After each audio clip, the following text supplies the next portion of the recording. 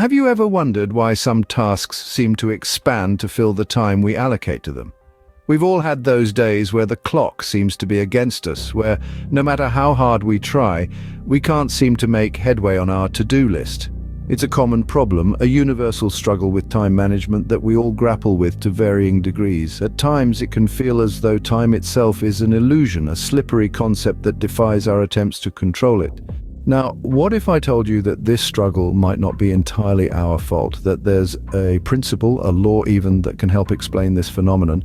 This principle, known as Parkinson's Law, could hold the key to understanding our daily battle with time. You might be wondering, what exactly is this? Well, let's pull back the curtain and delve into this intriguing concept. Parkinson's Law, in its simplest form, states that work expands to fill the time available for its completion. Now, what does that mean in everyday terms? Let's imagine you're given a task at work, say, to write a report, and you're given a week to do it. According to Parkinson's Law, if you have a whole week, the task will take a whole week. However, if you were given just a day to complete the same task, you would still be able to do it. The quality of the work wouldn't necessarily suffer. Instead, you would simply adjust your pace and efficiency to meet the shorter deadline. In essence, Parkinson's Law is an observation on how we as humans tend to use the maximum amount of time given to us, regardless of whether we actually need all that time. It's a testament to how we have a knack for inefficiency and procrastination. But where did this curious law come from? It was first coined by Cyril Northcote Parkinson, a British historian and author, in a satirical article published in The Economist in 1955. He was critiquing the British civil service system, observing how bureaucracies expand over time regardless of the amount of work they have to do. But since then, the law has been applied more broadly to time management and productivity in general. Parkinson's Law is not just an economic or bureaucratic principle. It's a reflection of our human nature, our tendency to inflate tasks to fit the time we have, rather than efficiently completing them. It's a mirror held up to our habits of procrastination and inefficiency, a reminder that we are often our own worst enemies when it comes to managing our time. So with this understanding, we can begin to see how this law impacts our daily lives, and how we might harness it to our advantage. In essence, Parkinson's Law is about inefficiency, bureaucracy, and procrastination. Now that we understand Parkinson's Law, let's delve into its secret effects. This law can subtly and insidiously impact our lives in ways we may not even realize. One of the most significant effects is the unnecessary stress it can cause. When we allocate more time for a task than necessary, we're essentially setting ourselves up for stress. The task looms over us for the entire duration, creating a constant source of anxiety, even when we're not actively working on it.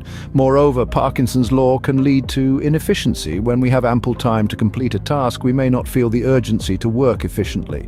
We might find ourselves lingering on irrelevant details, perfecting things that don't need to be perfected, or even procrastinating, all because we believe we have plenty of time. In reality, this surplus of time can often result in wasted hours that could have been spent on other valuable activities. Furthermore, the law can create an illusion of productivity. We may feel productive because we're busy, but being busy doesn't necessarily equate to being productive. We could spend hours on a task, but if we're not making significant progress, or if the task isn't truly important, then our busyness is merely an illusion. It's like running on a treadmill. You're moving, but you're not getting anywhere. This illusion can be particularly dangerous because it can trick us into believing we're accomplishing more than we actually are. It can make us complacent, hindering our growth and development. It can also lead to burnout as we work long hours without achieving the results we desire. So Parkinson's Law can have a profound impact on our productivity and perceived busyness. It can cause stress, lead to inefficiency and wasted time, but don't despair. Understanding these hidden impacts is the first step towards harnessing the power of Parkinson's Law to our advantage. So, let's delve into how to turn this law from a foe into a friend. We can harness it to our advantage. You see, Parkinson's Law is a double-edged sword. While it can lead to procrastination and inefficiency when understood and manipulated correctly, it can become an effective tool for time management and productivity. Let's explore how. Firstly, setting tighter deadlines. Parkinson's Law states that work expands to fill the time available for its completion. So, by reducing the time we allocate to a task, we naturally push ourselves to complete it more efficiently. Secondly, breaking tasks into smaller chunks. By making a large task seem less daunting, we're more likely to tackle it head-on, reducing the likelihood of falling into the trap of Parkinson's law. Lastly, using time management tools. These can help us track our progress, keep us accountable, and make it easier to implement the first two strategies. By understanding and manipulating the law, we can become masters of our own time.